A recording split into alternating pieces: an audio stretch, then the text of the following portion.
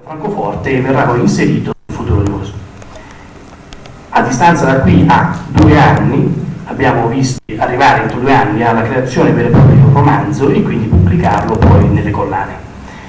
Ora questo esperimento, come dicevo, sposa questo desiderio degli italiani editori, cerca di essere anche un tentativo di capire quelle che sono le esigenze o quelle che sono comunque il livello degli appassionati, un livello dal punto di vista di conoscenze, perché chiaramente chi può esprimersi in una fitta desideri, quindi siamo in grado di capire meglio quelle che sono le esigenze di questi lettori e quindi trovare anche fra gli autori italiani autori appunto, scrittori disposti a andare incontro a queste esigenze.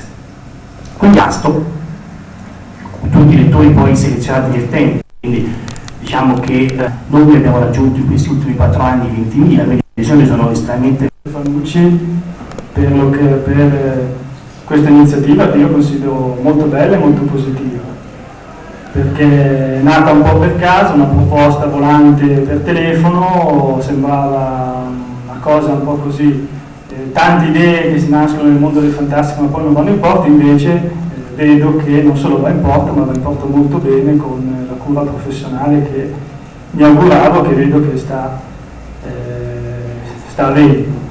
Ci domina dall'alto e che arriva come immagine centrale, meditazione centrale, proprio questo grande monte che ci sta qui a destra. Passerei direttamente la parola ovviamente.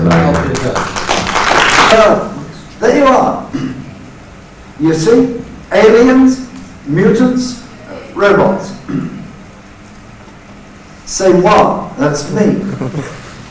I'm an alien. I come from the distant planet of Great Britain.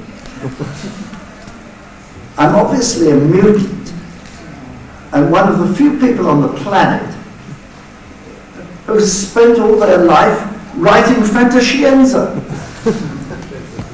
And I'm also a robot. You may not believe this, but I have no thought in my head. Everything that I say is being beamed down from the lady in that box who will give you a wave. You see? So it's quite suitable that I should address you here this afternoon. Try and stay awake. 45 minutes and then you're free. Can you see me over the counter? Good God. You can't? Good. Great. Okay. I've got a friend back in England who's been in enormous trouble recently. His wife left him. He was extremely ill. His business was going broke. He had a tattoo of a dragon on his testicles, which caused him a great deal of pain, particularly in the left testicle. And so he had to keep going to hospital. It was very expensive. So he went to a lawyer to get some advice. And he was nervous. He had next to no money. So he said to the lawyer, can you tell me, how much do you charge? And so the lawyer said, I have a new system of charges. You ask 2 questions, I will answer them, and then I charge you £100. And my friend said, that's a bit expensive, isn't it? Yes, he said, it is expensive. Now, what's your second question? Okay, now, I have 2 questions for you lot. First of all, the first question is, do you recall these names? She's still beaming down my thoughts. Do you recall these names? Roberta Rambelli, Flavia Parlon. Any guilty parties in the audience who remembers these names? I do remember. Yeah, someone remembers. Yes. So some people do remember. Well, this is part of the history of world science fiction and certainly of science fiction fantascienza. First of all, Roberta Rambelli was a redoubtable lady. Have I got the name right? No, era stata mascolinizzata per Roberta Rambelli e Flavia Paolo. You were never married to her? No. Well, Roberta Rambelli was a literary agent, and she specialised in fantascienza. And so she used to come to England and buy books to be published in Milan. But also, she was one of the first professional writers to write fantascienza in this country. Now, it's a rather sad fact that actually, to succeed in those days, you had to have an Anglo-Saxon name for an author. It's disgraceful, of course, but so it was. And Roberta Rambelli wrote her novels under the name of Robert Ramjet. This would be in the late 50s and early 60s when I knew her. And those modest beginnings led on to the Trieste Science Fiction Film Festival, which was organized by Madame Flavia Paolo, a Venetian lady, yeah? There's a sort of super text to what I'm going to try and say this afternoon. And that text is, strange though science fiction is, life is a good deal stranger.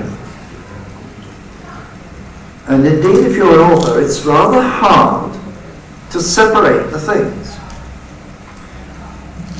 Thanks to Roberta Rambelli, I wrote a very short critique of science fiction films. By short, I think it would fill one page. And it so happened that it was published in a fanzine whose name I've forgotten in the early 60s. But as a result of this, somebody thought that I was an expert and critic on science fiction films. And so, with my wife Margaret, I was invited to the first GS Film Festival. And that was a remarkable series of festivals that took place annually above Trieste in the castle of San Giusto. And another way in which fiction and life coincided was this, that the films were shown outdoors in the courtyard with a big wide screen on the battlements. And as the first film opened, the moon went into eclipse in the sky above the screen. This was not planned by Madame Flavia Paolo. It was a pure accident, and it was so beautiful that we all watched the eclipse and forgot to look at the film. Now, many of the films shown in Trieste were really not of the best. And owing to the difficult arrangements that the film festival had with film distributors in Milan, they didn't always manage to get the best possible films. For instance, they never showed 2001, which everyone was very sad about. But what they did show were films which I think you could never have seen anywhere else in the West. For instance, well, I remember a particular Polish film which was given a French title, I know not why,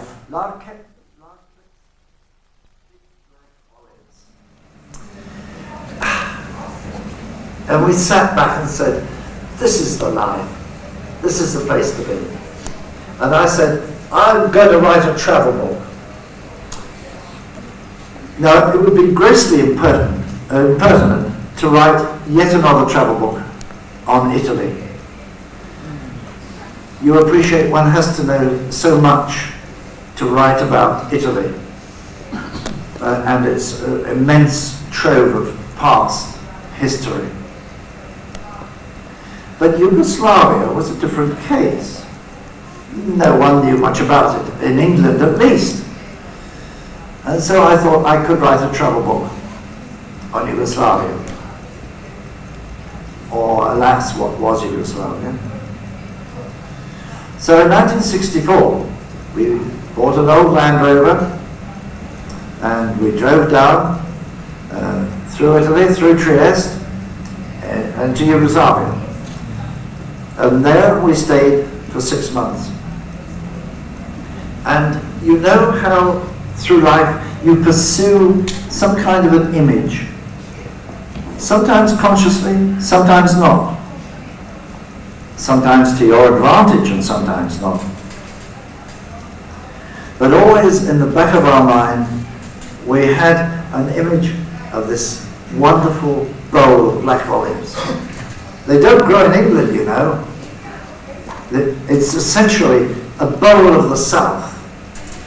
And so all the time we were in Yugoslavia, we were looking for those gorgeous black olives that we'd eaten in Istra.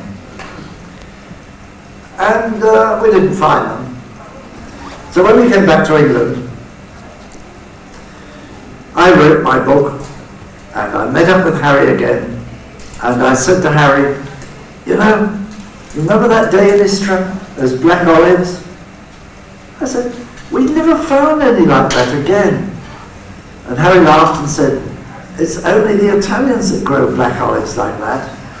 We bought those at Trieste market and took them down with us. So there was an example of a whole trip that was based absolutely on illusion. And in this case it was a most agreeable illusion. How are you doing, Octavia? Send me some more thoughts. All right, well, so much for that. Now, this leads me to ask you my second question before the 45 minutes is up. Third. It's going around there, is it? Oh, God. All right, well, we'll be quick. So, the second question is this. Do you believe in destiny? Genetic destiny, or whatever? Are you getting a good image down there? Let me remove that. No, it's okay. I'm not sure about destiny. It kind of bugs me. The word destiny is very old-fashioned now. We believe in genetics instead. But maybe ancient wisdom had something. So, I'll tell you another story, and then I believe I'm finished. And the story is this, that back in 1979, I was invited to Sicily. I don't know what status Sicily is. It's a sort of outpost of the Italian Empire. Is it Italy? Is Sicily Italy? He doesn't know. Well, anyhow, it was very Italian there, I must say that. And I was at a critical congress. Was anyone there at that congress? I was. Yes, you were. Well, then you remember. It was organized by Dago Subin. Luigi Russo. That's the one. Yes. And at the end of that conference, which I did greatly enjoy, I found a way to walk down to the quayside. And it was the first time I'd actually stood by the sea. And there I stood looking out by the harbour, across the what is it, the Mediterranean, the Tyrrhenian Sea, I guess. And a yacht was just setting out, sailing northward. Just a beautiful but perhaps rather ordinary sight.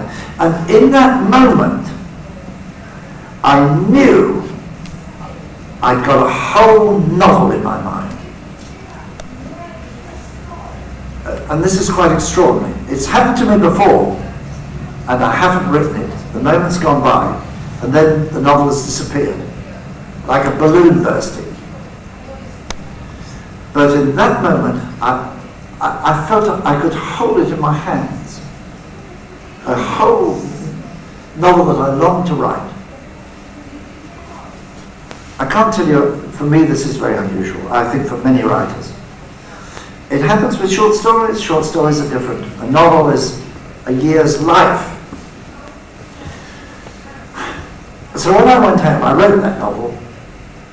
I don't think it's been translated into Italian, but it was called Life in the West.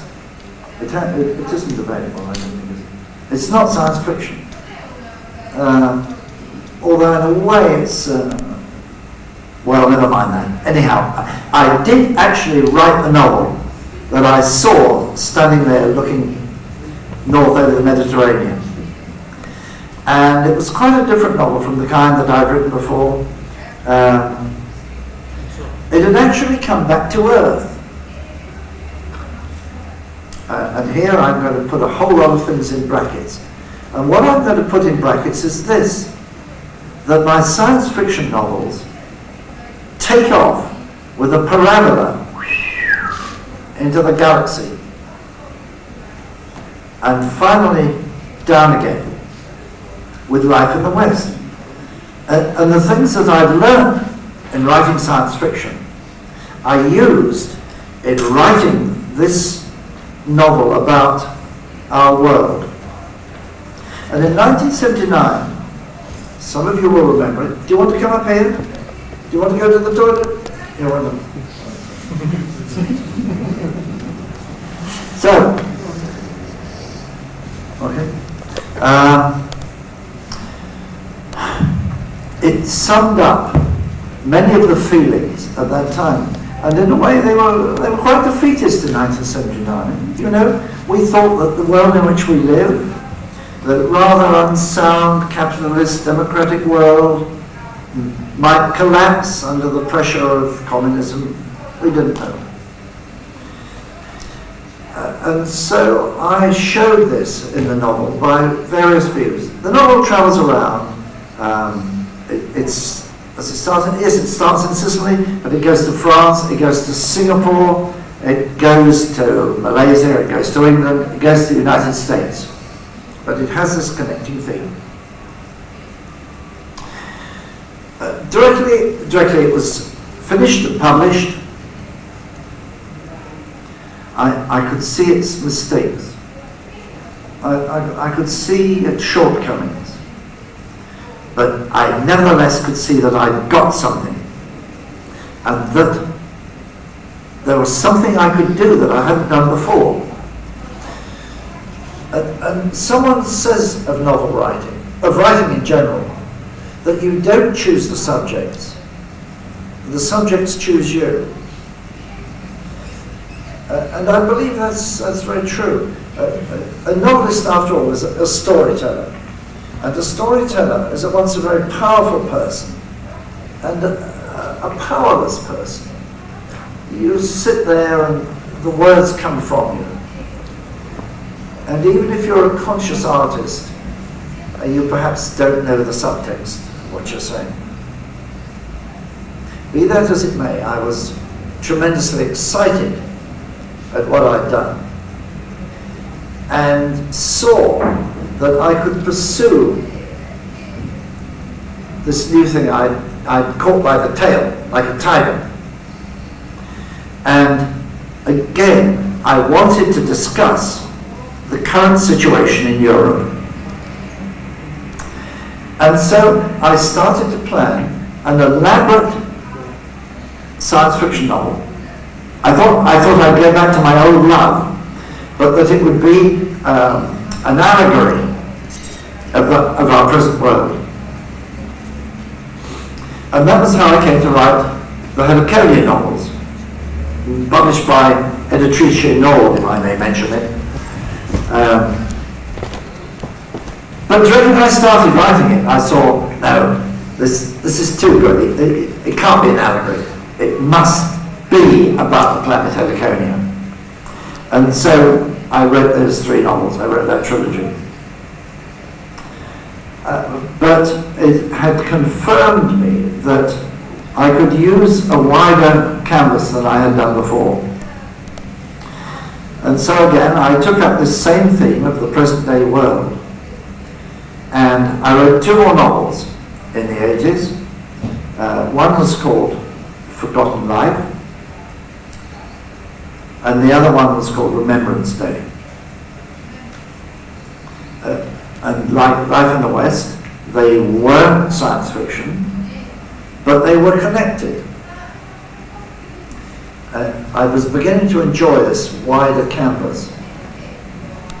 And as you get older, maybe you become more skillful, but certainly you become braver because you care less what other people think.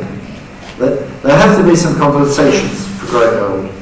And one compensation is that you write what you think without fear or favour. Okay, so again, here's a little story of abroad. 3 years ago, Margaret and I took a holiday in the Périgord towards the south of France, Périgord Noir. It's a beautiful part of the world. And there, sitting in our little hired farmhouse, I finished writing Remembrance Day. And on the day that I finished, I saw that another novel emerged from it. It's really not a relaxing way to spend a holiday, you know. But from that moment on, I started thinking about another novel that would be the 4th of the series. Okay, it would be Life in the West, Forgotten Life, Remembrance Day, and a novel which will be published in August called, what's it called? Somewhere East of Life.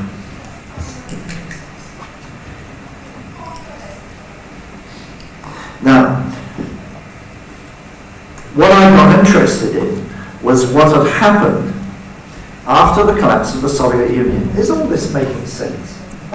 Is it? Okay, what? Yeah. I was, lo and behold, an answer came. A miracle. A letter from Turkmenistan. My God! And what it said was, Dear Mr. Alders, I can't read English, but my son speaks it well, and so I send you greetings. You would be very welcome to come to Turkmenistan. We'd be very happy to receive you. And meanwhile, it said, I have a friend who lives near you in the city of Reading. His name is Yusuf Azimud. This is his telephone number.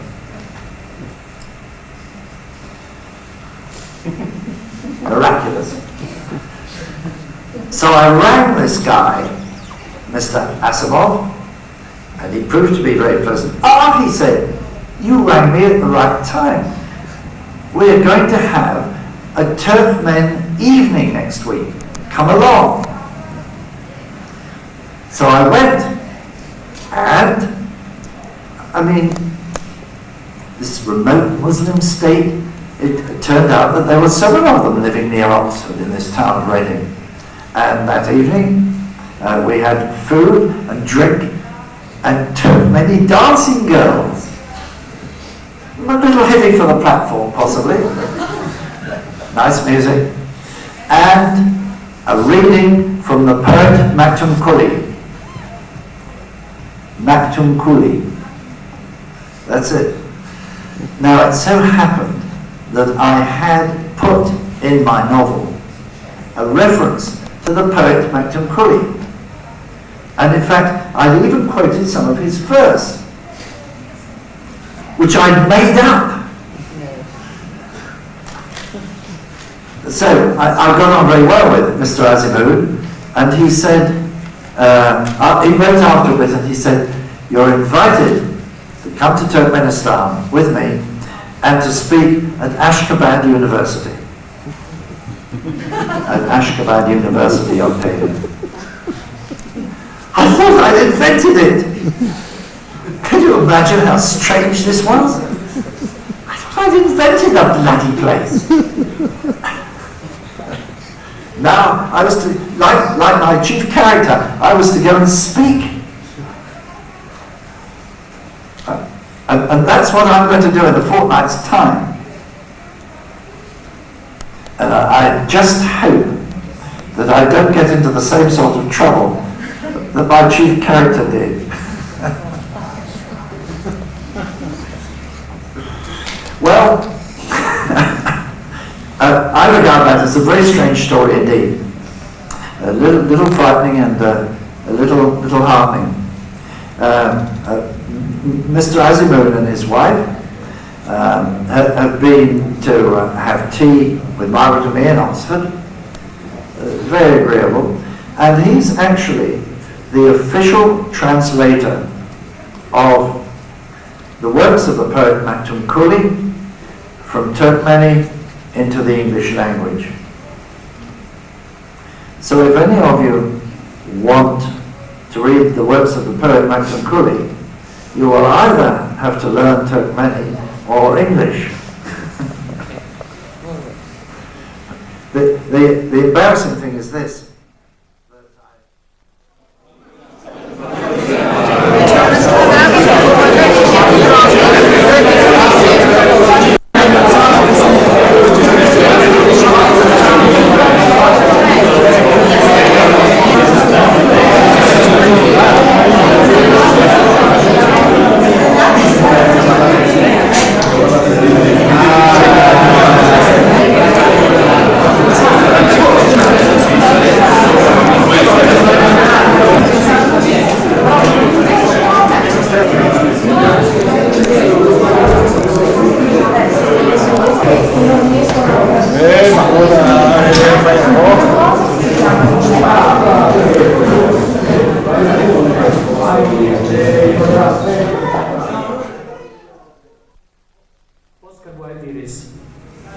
Monmaco, sul chi un nime trovas desegnita la insulon de utopio, ne meritas nian unusolan rigardo.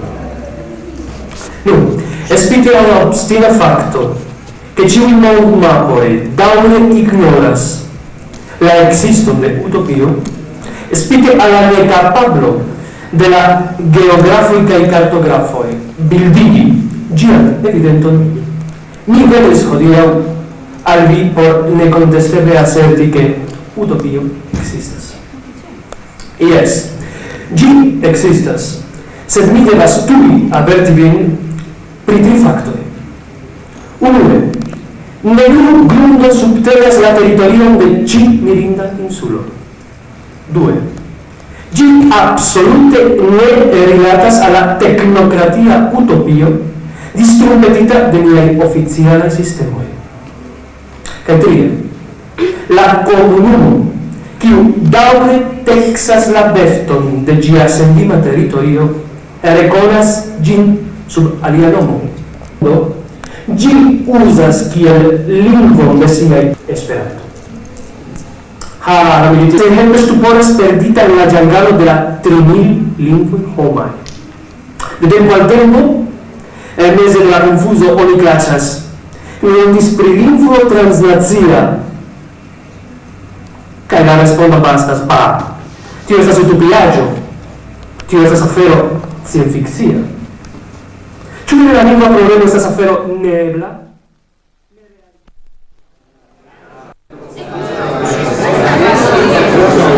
Assistire l'umanità molto più familiare. Questa qui non ci può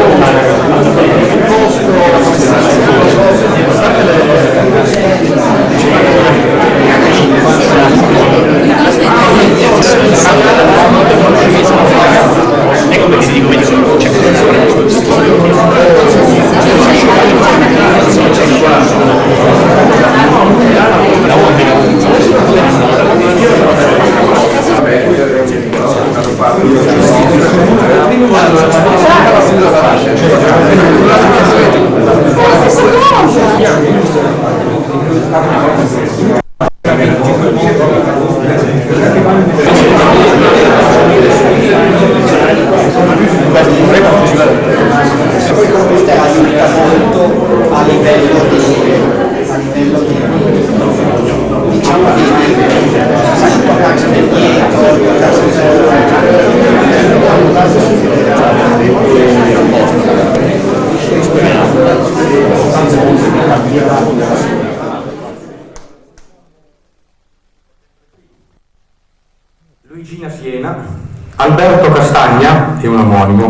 quelli. Alessandro e Dulcis in fundo, Norma Usinanti. Non so se ne ho dimenticato qualcuno. No, mi fa segno di no. Vabbè, io direi di dedicare un lungo...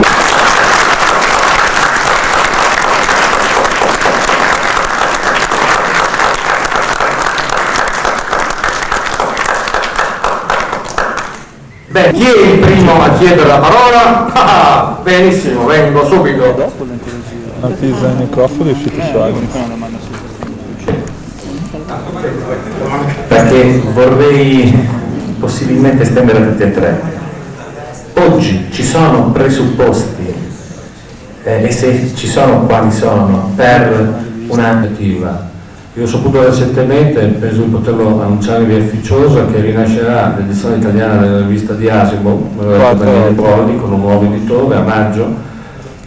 Io penso che forse potrebbe un grosso editore fare questo tentativo, però probabilmente il grosso editore poi ha necessità di tirature, di vendite molto elevate e secondo me non ci arriverebbe mai. Secondo me spazi che al di là della narrativa, insomma, anche coraggiose se si vuole, insomma, per il tipo di situazione, però giustamente non è ottimistica, insomma, la possibilità. Necessità di tirare molto per vendere molto.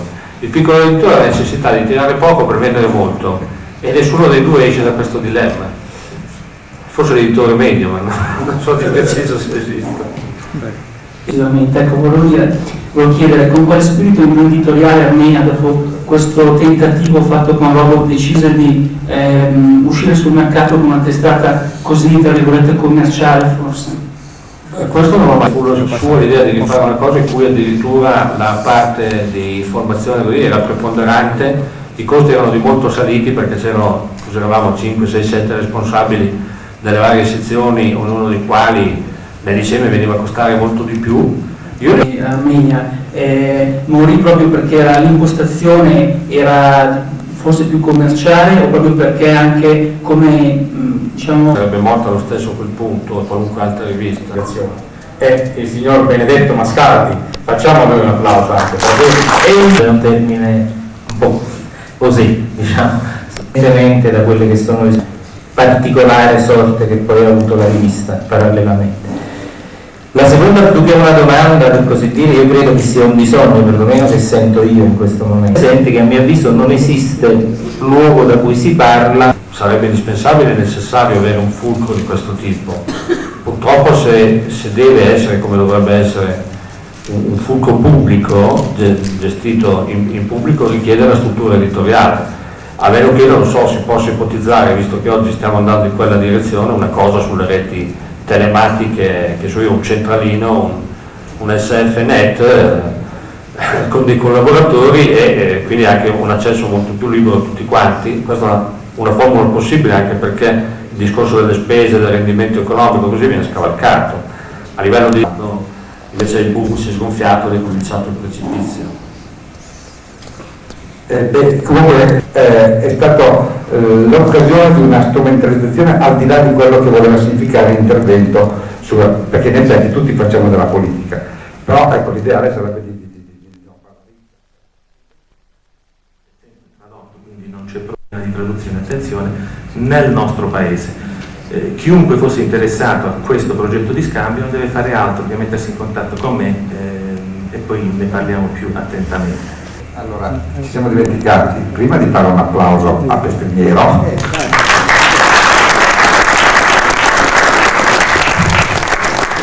Eravamo un po' distratti, un po' tesi. E un altro a De Turris che pregherei di venire a ritirare il tema.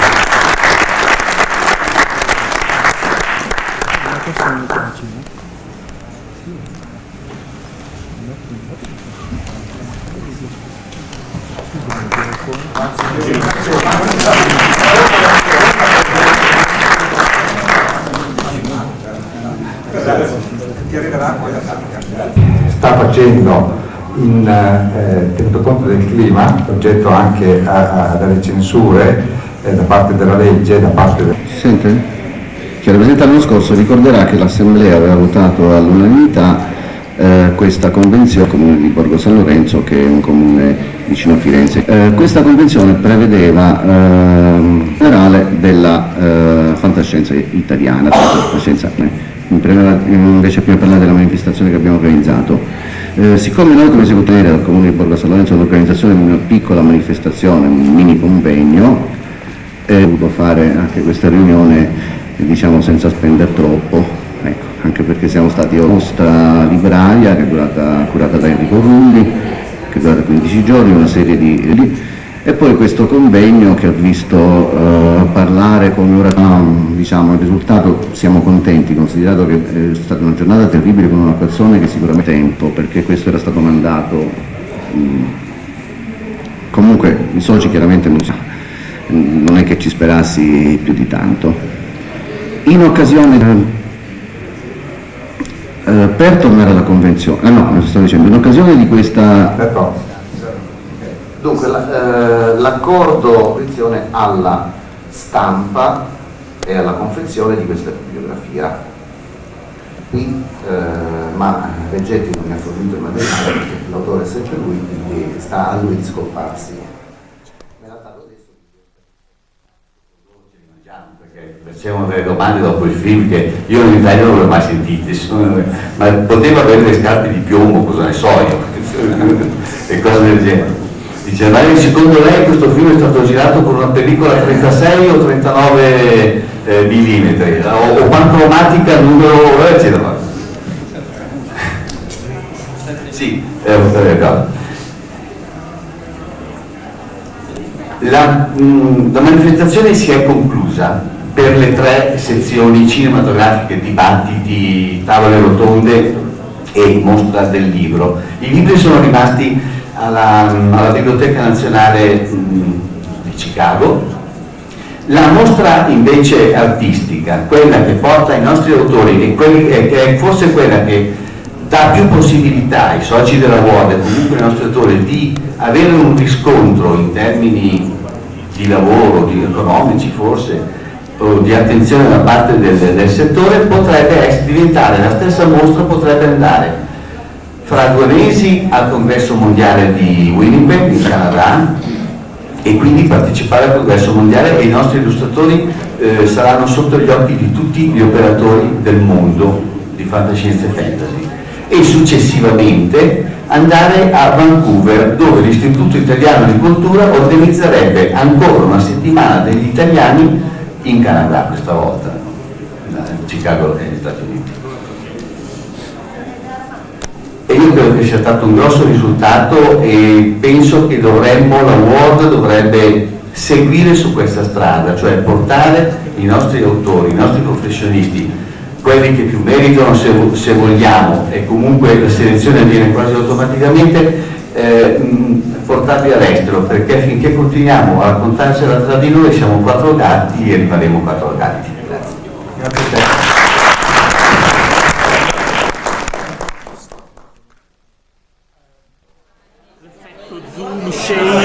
Vedi cos'è?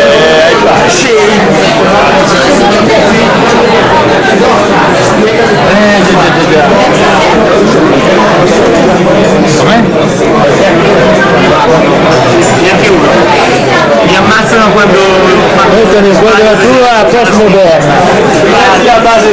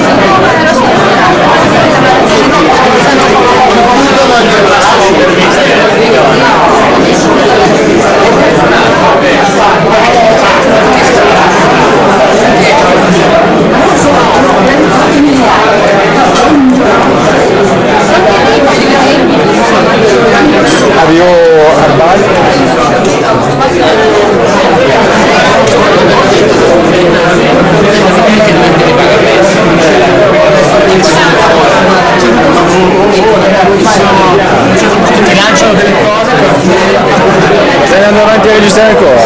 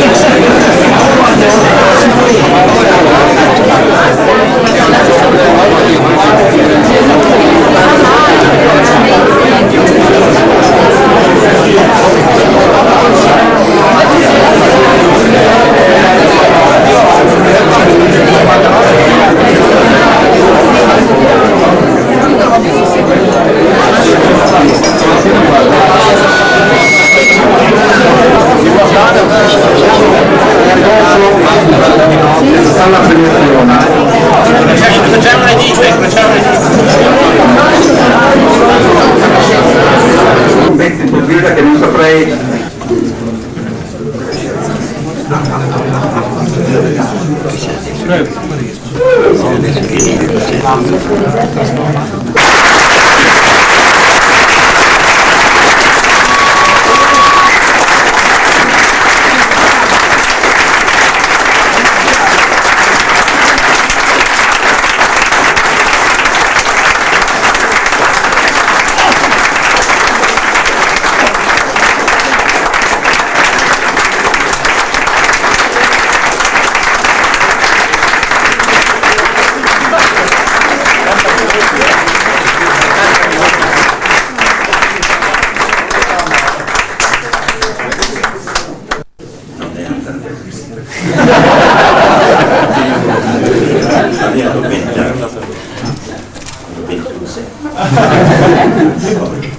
A metà strada fra il solo passaggio e l'aeroporto di Milano, da Franco si è fermato la macchina, si è alzato e ha detto: My name is Gianfranco Viviani, I am an Italian publisher.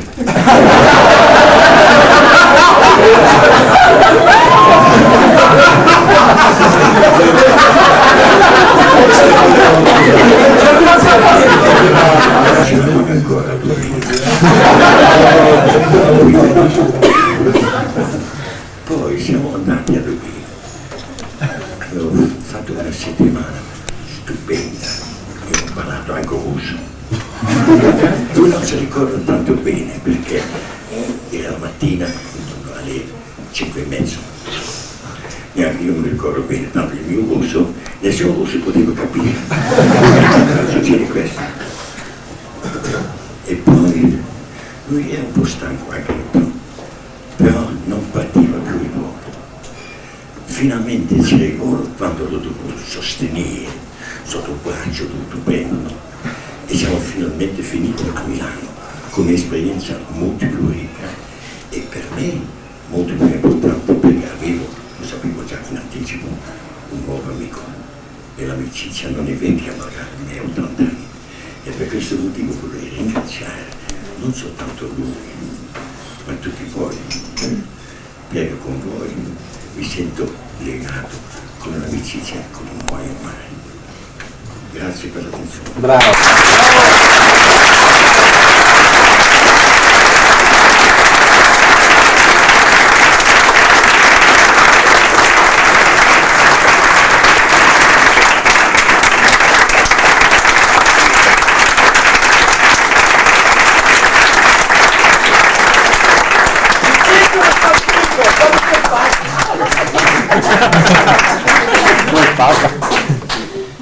Adesso viene la volta dell'ospite d'onore, per cui calma un attimo Teo, non siamo ancora al momento, parte nell'Agemli.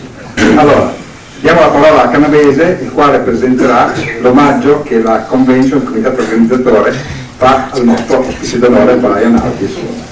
Coppa tradizionale in legno per ringraziare Brian Aldis di essere venuto con noi e di averci onorato con la sua presenza.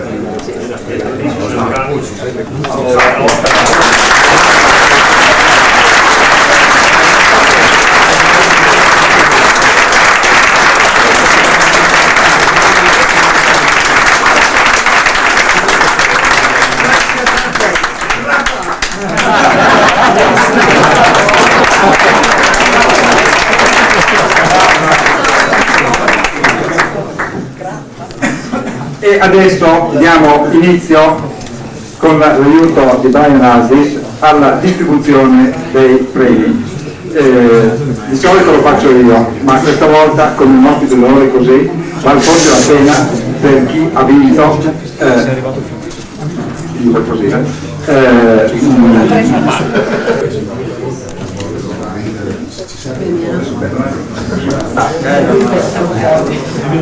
il miglior saggio in volume è stato vinto da Canova. Per la cronaca al secondo posto a stretto contatto si è piazzato Cammarota, David Cronenberg, e al primo posto un tizio che si chiama Paolo Di Maio.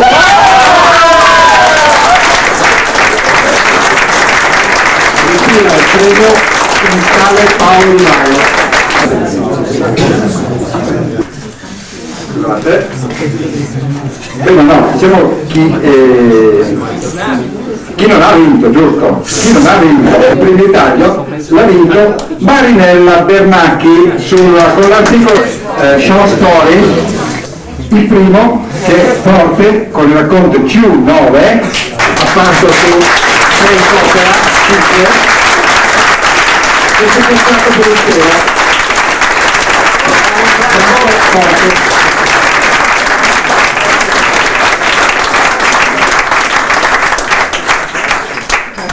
Ora, insomma, a tutti capita di vincere qualche volta, basta avere pazienza, tutti bravi, va bene.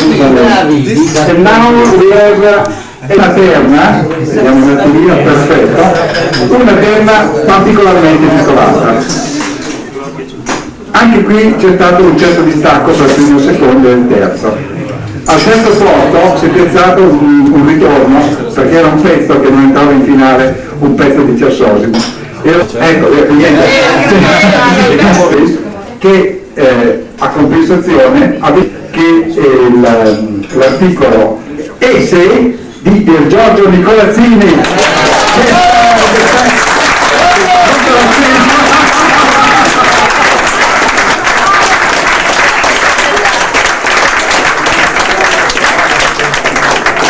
con un notevole successo, perché è da molto tempo che il primo posto non è così netto.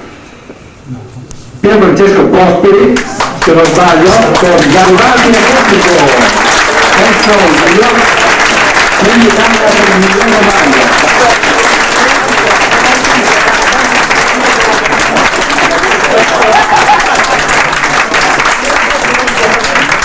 Con l'ana.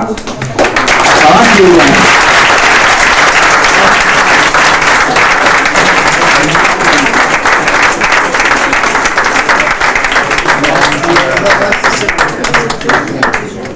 Grazie a tutti.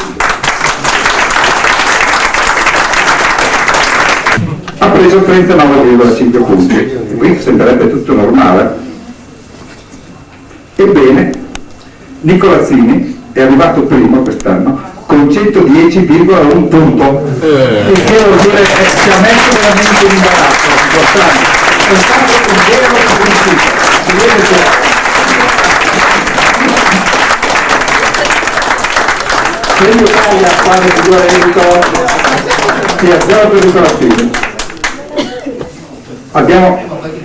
Devo dire una cosa, che al quarto posto si è piazzata Annalita Guarnieri, era miglior rivista professionale, Premio Italia per un miglior rivista professionale. Al momento dello spoglio di essere premiata la memoria. In effetti la rivista di Asimov pubblicata dalla Telemaco, perfetto, mi veniva la T ma non mi ricordavo più la seconda, la E, ha piazzato un buon 70,5 punti.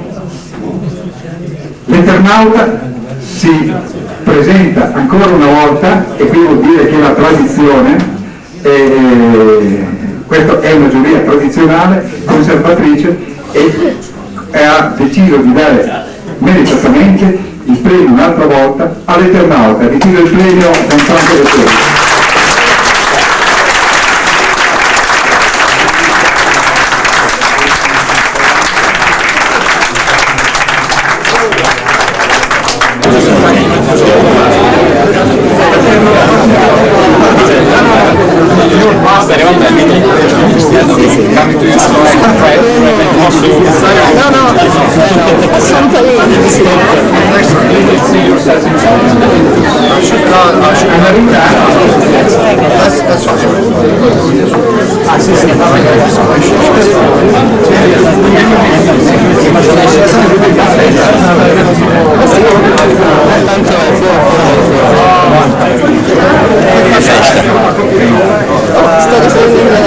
Vedevo che bevi. Complimenti.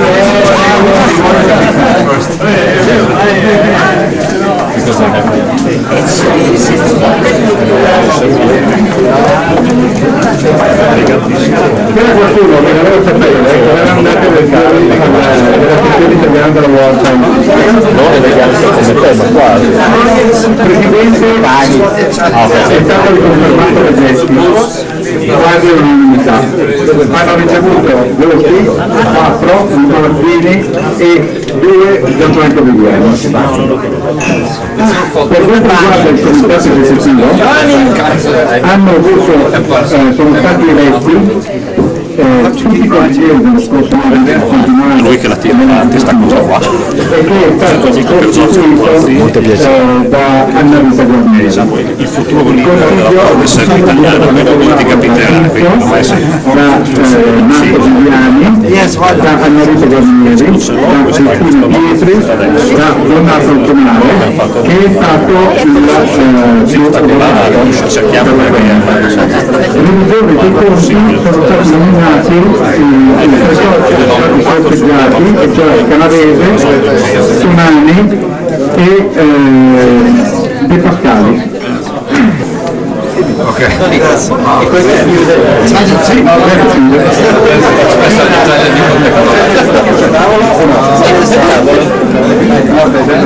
Questo è pericolosissimo, questo deve essere tutta la sera filmato. Come funziona? Poi dopo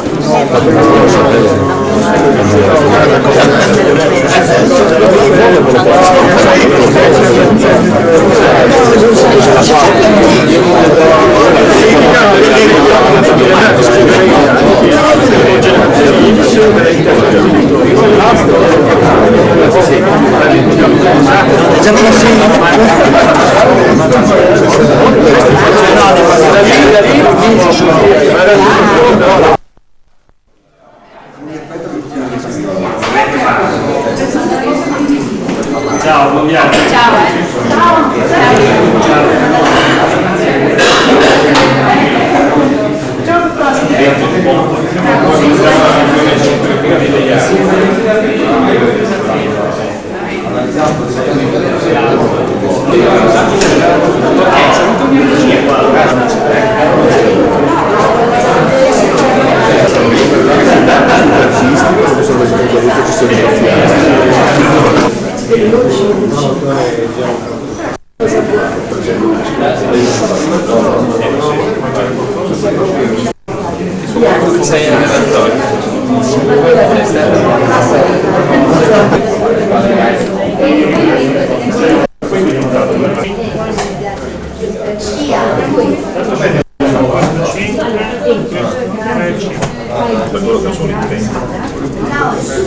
Allora, sono più 5.000, giusto? 19 per 70%. Via.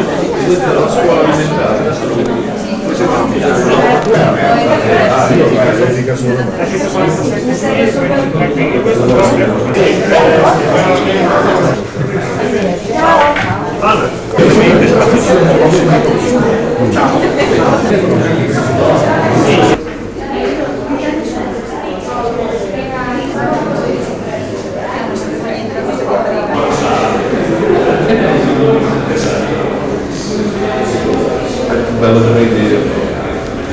Che simpatia abbiamo votato